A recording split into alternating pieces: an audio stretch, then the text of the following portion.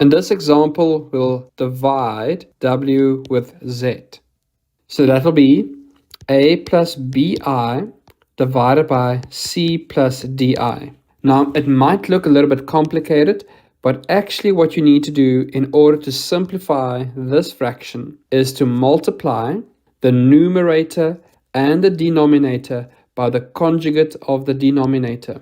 So that is c minus di. So remember, the conjugate, if I have c plus di, the conjugate of that is c minus di. And in order to simplify this fraction, I multiply both the numerator and the denominator by the conjugate. Let us look at a practical example. So let us say we want to divide w with z. So that is 5 plus 7i divided by 2 plus 3i.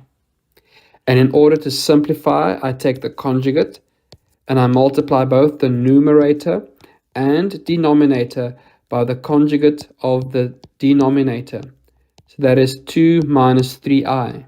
And if I expand in the numerator, I have 5 times 2, which is 10, minus 15i plus 14i minus 21i squared over 4 minus 6i plus 6i minus 9i squared.